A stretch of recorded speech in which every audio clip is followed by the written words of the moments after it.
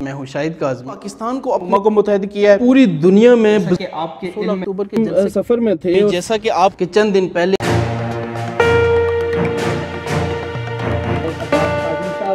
सदर Pakistan federal union of columnist Islamabad chapter थे। शाहिद अब्बास काज़मी साहब, ये बताइएगा, क्योंकि आप एक कॉलम निगार हैं और यूट्यूब पे भी आप वीडियोस बनाते हैं, कोई ऐसा कॉलम जो आपको बहुत अपने तौर पे, क्योंकि ये होती तो है वैसे, कि अपने तौर पे बहुत अच्छा लगा हो कि मैंने ये काम करके बहुत अच्छा किया है? एक्चुअली एक लिखारी के लिए उसकी तारीर जितनी भी होती हैं वो सारी की सारी ही इंतहाई अहम होती हैं, और इस हवाले से जो पढ़ने वाले हैं वो अपने रिमार्क्स भी ये देते हैं, उनकी राय के मुताबिक भी हमें पता चलता रहता है कि कौन सा कॉलम हमारा बेहतर जा रहा है, कौन सा नहीं बेहतर जा रहा। इस हवाले से टॉपिक्स के हवाले से बात करें तो बहुत से ऐसे टॉपिक्स हैं जिन पे लिखा गया जो हमारा टेक्स्ट है या लिखा गया कॉलम जो है वो बहुत ज़्यादा पजीराई हासिल करता है। जिस तरह मैं अपने अगर आर्टिकल्स को या ब्लॉग्स को याद करूं तो उसमें बहुत से ऐसे ब्लॉग्स हैं जिसमें रिसेंटली हमारा जो हुकूमती ऐवानों के अंदर तब्दीलियां हुई उस हवाले से मेरे कॉलम्स बड़े अच्छे गए। एक्सप्रेस पे जो मैं ब्लॉग्स भी लिखता हूं वो भी बड़े अच्छे गए। इसके अलावा फिर मैंने भारत के ख़िलाफ़ पीछे 2-3 आर्टिकल्स लिखे हैं जिनमें से कुछ मेरे एक्सप्रेस ब्लॉग्स के ऊपर आज भी मौजूद हैं। एक्सप्रेस की वेबसाइट पे आपके जाएं तो वहाँ पे भी आपको जो भारतीय बर्बरियत है उसके ख़िलाफ़ भी मैंने आर्टिकल लिखे, उनका भी बड़ा अच्छा रिस्पॉन्स आया था। इसके अलावा दीगर कई ऐसे मौज़ूआत हैं जिन पे कॉलम जब आप लिखते हैं तो हो सकता है कोई आपका बेहतरीन कॉलम आपकी राय में बेहतरीन हो लेकिन वो कारीन की नज़र में उतना बेहतर ना हो, लेकिन बाज़ औक़ात कोई आम सी तहरीर ऐसी होती है जो क्लिक कर जाती है और कारीन उस पर अच्छी राय देते हैं। इसलिए मुख्तलिफ मौज़ूआत हैं इसमें। कुछ चीज़ें ऐसी होती हैं कि जिनकी वजह से आप ये समझते हैं कि इससे माशरे में अच्छाई पैदा होगी, माशरे में जो बिगाड़ है उसको हम सुलझाने में अपना किरदार अदा करेंगे। कोई ऐसी तहरीर या कोई आप मशवरा देना चाहें कि जो नौजवान हैं वो अगर लिखना चाहें तो वो इन मौज़ूआत की तरफ आएँ तो वो ज़्यादा अच्छा रहेगा? एक्चुअली बुनियादी तौर पे लिखने के हवाले से जो सबसे अहम बात यह है कि वो यही है कि जब एक नौजवान लिखारी लिखने के शोबे में आता है या आर्टिकल राइटिंग कॉलम राइटिंग में आता है तो उसको कोशिश ये करनी चाहिए कि आजकल जिस तरह टिपिकल मौज़ूआत बने हुए हैं कि सियासत के ऊपर लिखना है, एक फ़लाई रियासत अगर हमने बनानी है तो हमें टिपिकल मौज़ूआत से निकलना होगा। हमें सिर्फ सियासत के अलावा भी पूरी दुनिया में देखें मौज़ूआत बहुत ज़्यादा हैं। मुख्तलिफ ममालिक के अंदर जाएँ जो वहाँ पे बीट्स मुख्तलिफ होती हैं, लिखने के हवाले से शनाख्त लिखारियों की अलग बन जाती है। तो नौजवानों को बुनियादी तौर पर सियासत से निकलना होगा, उनको अपने इर्द गिर्द फैले हुए मसाइल के ऊपर लिखना होगा। तालीम एक बहुत बड़ा शोबा है जिसको तवज्जो की ज़रूरत है, तालीम के ऊपर लिखना चाहिए नौजवान लिखारियों को, और उसके अलावा उन्हें सेहत के शोबे पर लिखना चाहिए कि सेहत में किन मुश्किलात का सामना है आम पाकिस्तानियों को। इसी तरह दीगर आप शोबाजात पाकिस्तान के अंदर देख लें कि आप एक यूनियन कौंसिल की सतह से निकलिए, यूनियन कौंसिल की सतह से लेके एक कौमी असम्बली के हल्के तक आप चले जाएं तो बेशुमार मसाइल ऐसे हैं कि जिन पर अगर आप लिखना शुरू करें तो आपके पास सफ़ात कम हो जाएंगे, लेकिन मौज़ूआत बहुत ज़्यादा हैं। आपसे भी बात जारी रहेगी। हमारे साथ इस वक्त एक फ़ोन कॉल पे मौजूद है। अस्सलाम वालेकुम। अस्सलाम वालेकुम। कौन सा आप बात कर रहे हैं? खैरियत, ठीक ठाक। कौन सा बात कर रहे हैं? मुजफ्फराबाद से वाजिद बात कर रहा हूँ। जी वाजिद साहब, क्या हाल है? ठीक है जी, खैरियत। अच्छा मुझे आपसे तो 2 मिनट चाहिए। अभी उसने ना आपके एक शो में कॉल की थी अपनी राय देने के लिए। जी तो मुझसे कहा गया था कि आप 12 से 1 का जो शो होता है उसमें कॉल करें क्योंकि वो करंट अफेयर का शो होता है। तो आई थिंक वो गलत टाइम पे मैंने गलत जगह कॉल की थी। सर बताएं ना वाजिद साहब। सर वो चीज़ ये है कि आप लोग ना मतलब मैं कहना चाह रहा हूँ कि होना ये चाहिए कि आप लोग को मैं 1.5 हफ्ता हो गया मैं आते आप लोग के टॉक शो को फॉलो कर रहा हूँ। सही। तो उन टॉक शो में मैंने सबसे एक चीज़ देखी है कि आप लोग उस चीज़ को बहुत ज़्यादा प्रमोट करें जिसमें मतलब हुकूमत की कारकर्दगी बेटर है। सही है, सही है। जहाँ पे हुकूमत की कारकर्दगी बिल्कुल ना, जी आप लोगों को तस्वीर का एक रुख दिखा रहे हैं तो दूसरा रुख दिखाएं। सही है। आप जानते हैं आज़ाद कश्मीर के अंदर तकरीबन 15 अरब रुपए का जो बजट है, यानी जो बजट में रकम अनाउंस की गई है उसमें से 15 अरब रुपए का खर्च पाकिस्तान की हुकूमत ने लगाया है। सही है। और जो आज तक दिया ही नहीं गया।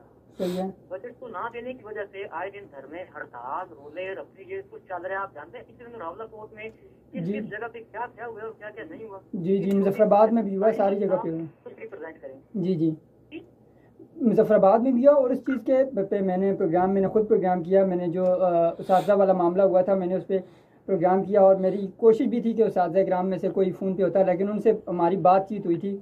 उसके बाद मैंने उस पर खुसूसी प्रोग्राम किया। नहीं सर, रावलाकोट में भी इसके अलावा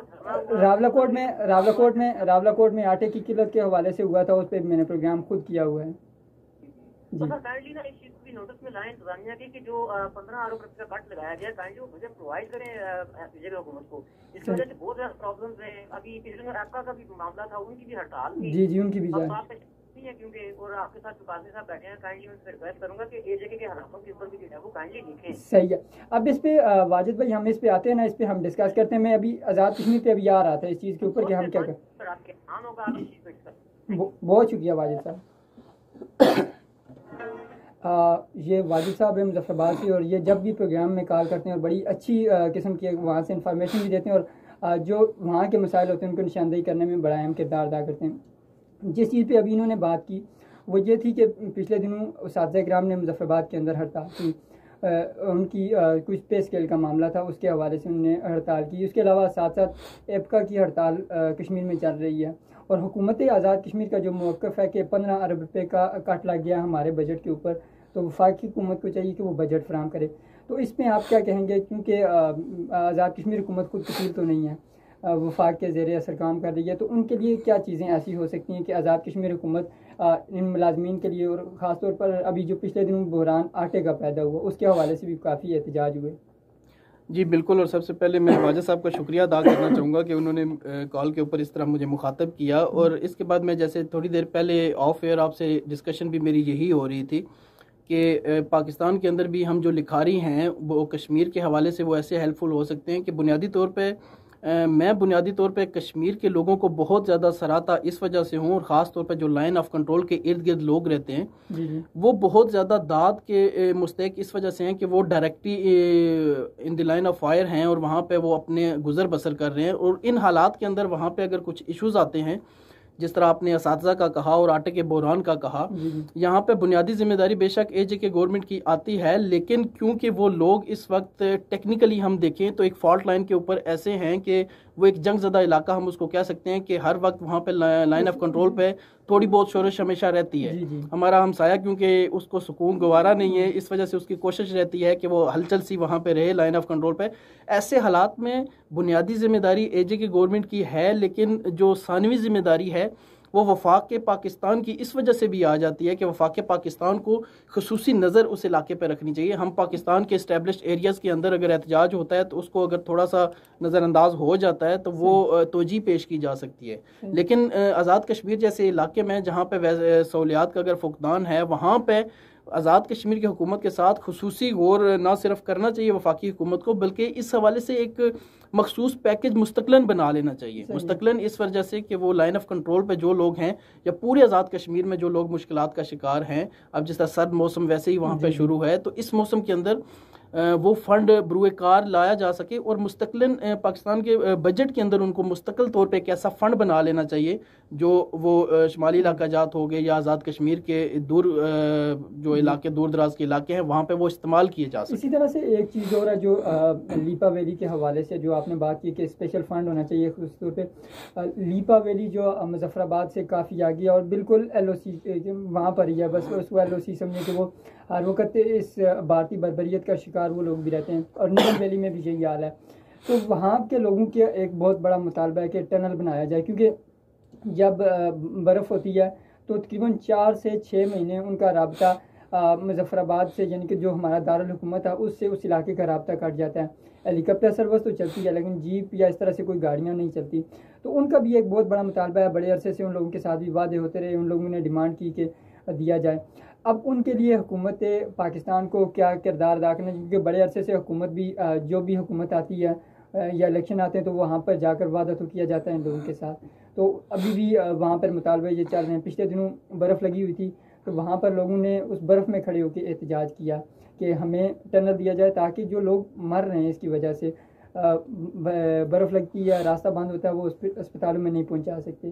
तो उनके लिए कुछ ऐसा फ़ंड या कोई तरीक़ाकार अपनाया जाए, या हुकूमत किस तरीक़ेकार से, क्योंकि है तो ये काफ़ी बड़ा प्रोजेक्ट है, ये छोटा प्रोजेक्ट नहीं है, एक हुकूमत अपना किरदार अदा कर सकती है। बिल्कुल, जैसे आपने कहा कि वादी लीपा में ज़ाहिर बात है मुतालबात ऐसे लोगों के सामने आते रहते हैं और वो बजा इसलिए हैं कि उनकी ज़ाहिर बात है कि ज़रूरत है। और आपने जैसा कि जिक्र किया कि एक बड़ा प्रोजेक्ट है, तो हुकूमत पाकिस्तान के लिए पब्लिक प्राइवेट पार्टनरशिप के तहत भी या बैरूनी सरमायाकारी के हवाले से भी ये प्रोजेक्ट्स बनाना मुश्किल इस वजह से नहीं है कि आपके सामने कोहाट टनल का मंसूबा ऑलरेडी मुकम्मल हो चुका है। तो इस तरह के मंसूबाजात ज़ाहिर बात है ना सिर्फ उन लोगों की एक ज़रूरत है, बल्कि ये मंसूबाजात मुकम्मल होने का मतलब ये है कि पाकिस्तान आज़ाद कश्मीर पर ना सिर्फ तवज्जो दे रहा है बल्कि लाइन ऑफ कंट्रोल पे बार बार वही कहूँगा कि वो जो लोग हैं वो कसम पुरसी के हालात इस वजह से भी हैं कि वहाँ पे ना सिर्फ उनको मौसम का सामना है, मौसम की शिद्दत का सामना है, बल्कि उन्हें फायरिंग का भी वहाँ पे 24 घंटे सामना रहता है। वहाँ हमारा दुश्मन जो है हमसाया मुल्क वो कोई सिविल आबादी को खास तौर पर वो निशाना बनाने से नहीं चूकता। पिछले दिनों हमने सुना कि वहाँ पे हॉस्पिटल की एक गाड़ी तक को निशाना बनाया गया। अभी रिसेंटली हमने देखा कि अक़वाम मुत्तहिदा के जो एहलकारों को निशाना बनाया गया। तो वहाँ पे वो मुस्तकिल मसाइल में लोग रहते हैं और उनका अगर ये मुतालबा है तो ये मुतालबा उन लोगों को खुद भी पहुँचाना चाहिए, हायर लेवल पे अप्रोच भी करनी चाहिए। जिस तरह आप सुनो FM में 89.4 है, इसको भी अपनी जगह पे कोशिश करनी चाहिए और आज़ाद कश्मीर हुकूमत को वफाक पाकिस्तान से दरख्वास्त करनी चाहिए और रिक्वेस्ट करनी चाहिए कि वो इस मनसूबे की तकमील के लिए इकदाम करें। और बात वही है कि फंड्स मैनेज करना कोई मुश्किल नहीं है। एक मुस्तकिल फ़ंड अगर बजट में रख दिया जाए कि जो आज़ाद कश्मीर के ऐसे इलाकों में मनसूबाजात मुकम्मल किए जाएँ तो यकीनी तौर पर नामुमकिन नहीं है, बिल्कुल हो सकता है। सही है। प्रोग्राम में बात जारी रहेगी, आप भी हमारे साथ कॉल कर सकते हैं 0514610096 पर। मैसेज करने के लिए एजे के लिखिएगा, स्पेस दीजिएगा, अपना नाम और जगह का नाम लिख के मैसेज भेजिएगा 8881 पे। प्रोग्राम में एक और छोटी सी ब्रेक शामिल करते हैं और वापस आते हैं इस ब्रेक के बाद।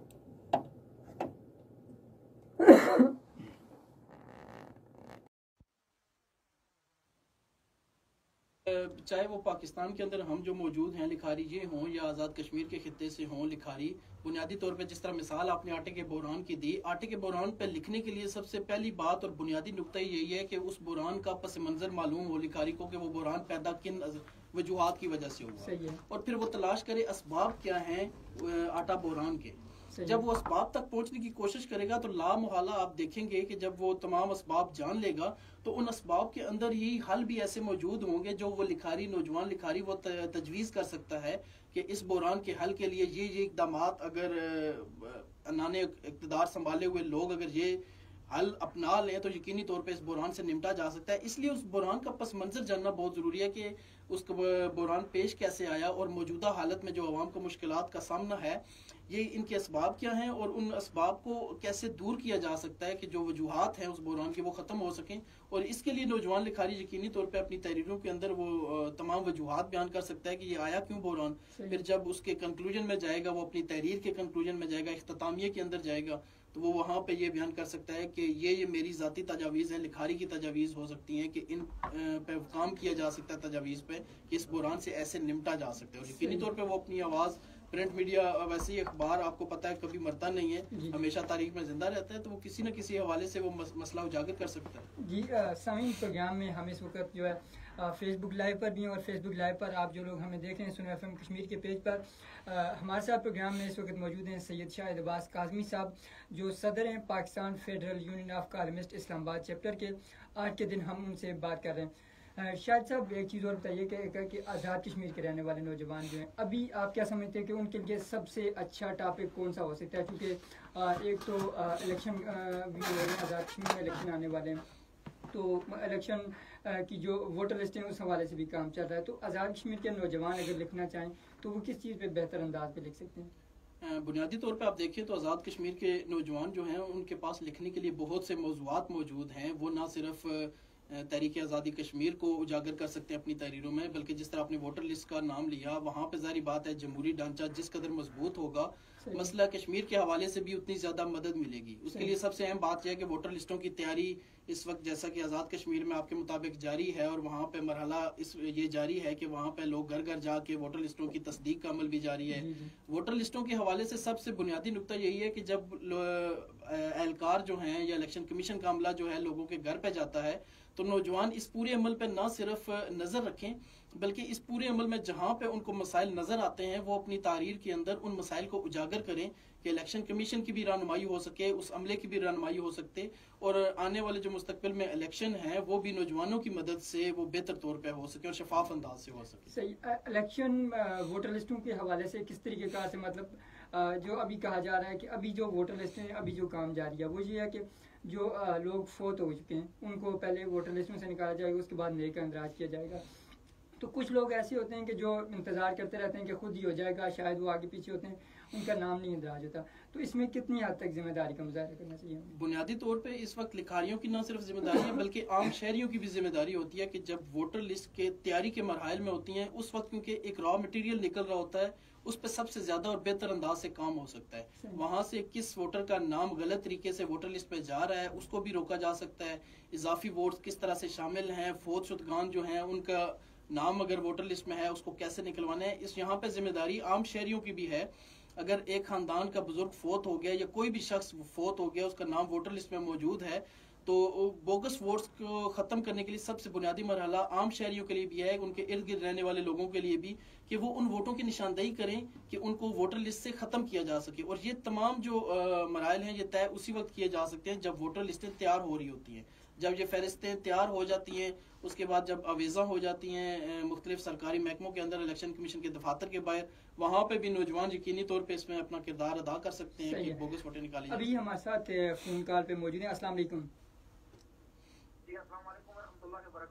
वालेकुम सलाम। कौन सा आप बात कर रहे हैं? सर मैं जिला तहसील रमलाकोट गाँव गंगुई से बात कर रहा हूँ। जी सर, कौन सा आप बोल रहे हैं?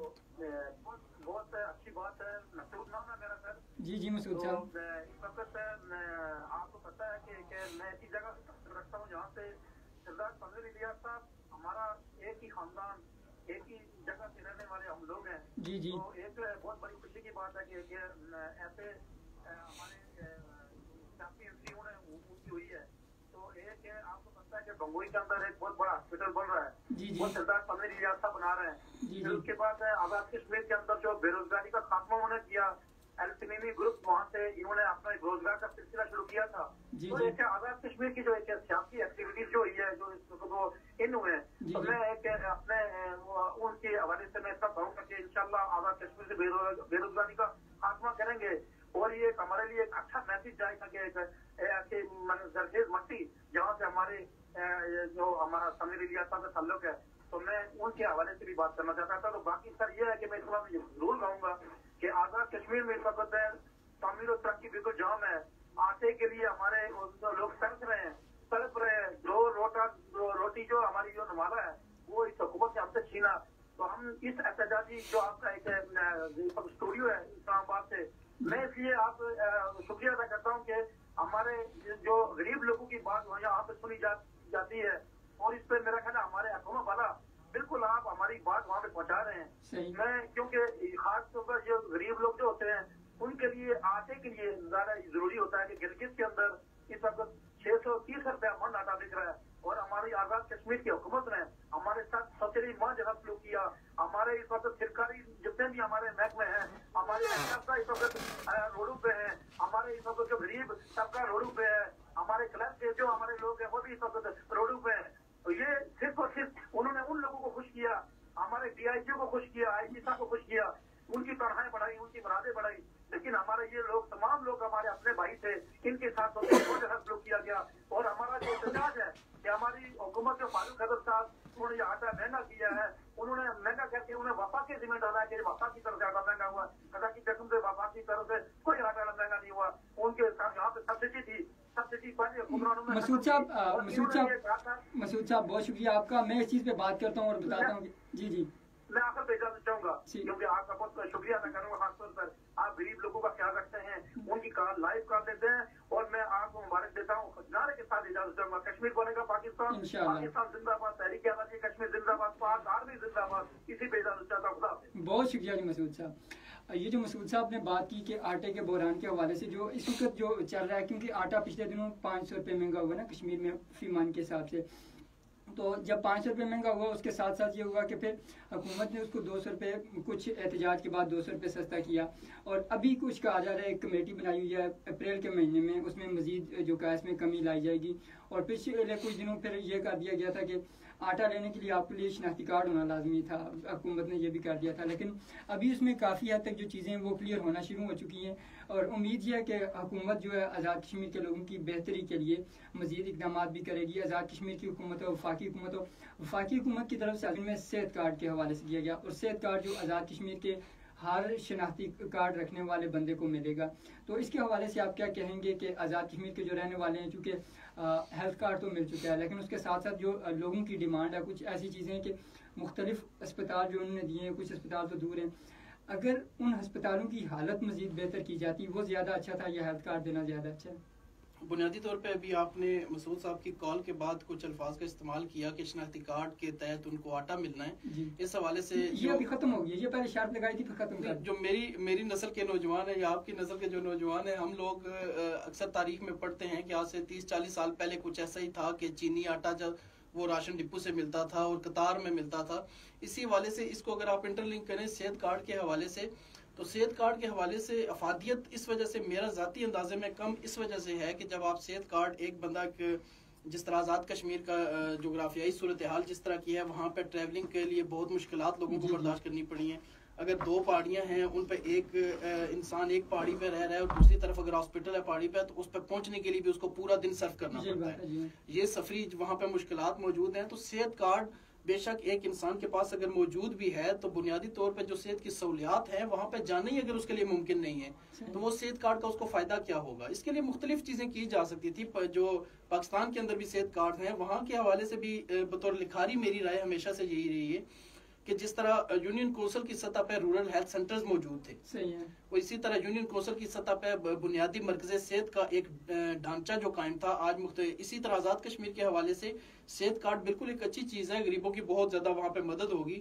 लेकिन कोशिश ये होनी चाहिए कि हर यूनियन कौंसिल की सतह पर, इलाकाई सतह पर, मुख्तलिफ तहसील की सतह पर वहाँ पे बुनियादी मरकज़ सेहत का निज़ाम मजबूत किया जाए। वहाँ पे डॉक्टर्स तजर्बाकार मौजूद हों, अद्वियात वहाँ पे मौजूद हों, ताकि लोगों को उनके घर के नजदीक ये सहूलियात मिल सकें। अगर एक मुजफ्फराबाद से 20 किलोमीटर दूर एक बंदा रहता है और उसको सेहत की किसी इमरजेंसी हालत का सामना करना पड़ रहा है, उसको सेहत की सहूलियात से फायदा हासिल करना है, तो 20 किलोमीटर का सफर पाकिस्तान में तो हम ये तवक्को करते हैं कि आधे घंटे में तय हो जाएगा, वहाँ पे ये सफर तय करना कम से कम 3-4 घंटों की बात है, 2 से 3 घंटों का।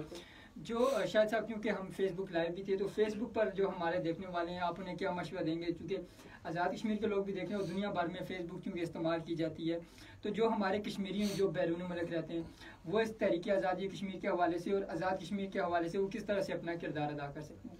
बुनियादी तौर पे जो आपके आज़ाद कश्मीर के शहरी हैं और पाकिस्तानी भी जो ओवरसीज़ में है, मैंने जैसे आपको बताया कि Pakistan federal union of columnist का हिस्सा लिखारी ओवरसीज़ पाकिस्तानी भी हैं, तो उनके लिए बेहतर पैगाम यही है कि जिस तरह अभी रिसेंटली लिखारियों ने भी इस चीज़ को उजागर किया कि EU डिसइंफो लैब का एक इशू सामने आया, ऐसी चीज़ों को ओवरसीज़ पाकिस्तानी यकीनी तौर पे वहाँ पे उजागर करें, वहाँ पे NGOs के दरमियान बैठ के इन चीज़ों को उजागर करें, ताकि जो हमारा हमसाया जो शुरू से हमें एक तंग करने की पॉलिसी पे है और इस वक्त जुल्म और बर्बरियत का बाजार उन्होंने गर्म कर रखा है जम्मू कश्मीर के अंदर, वहाँ पे मकबूजा कश्मीर के अंदर जो सूरत हाल है उसको ओवरसीज़ पाकिस्तानी उजागर करें। और ख़ास तौर पे मैं PFUC के तमाम लिखारियों से और ख़ास तौर पे हमारा एक ओवरसीज़ सेक्शन है पूरा, उनसे भी गुजारिश करूँगा कि वो भी लोग कश्मीर की जद्दोजहद को उजागर करने की कोशिश करें। और बाहर बैठे हुए पाकिस्तानियों या कश्मीरियों का यकीनी तौर पर मौक़िफ़ सुना भी ज़्यादा जाता है। उसकी वजह यह है कि उनकी रसाई वहाँ पे आलमी फोरम्स तक होती है।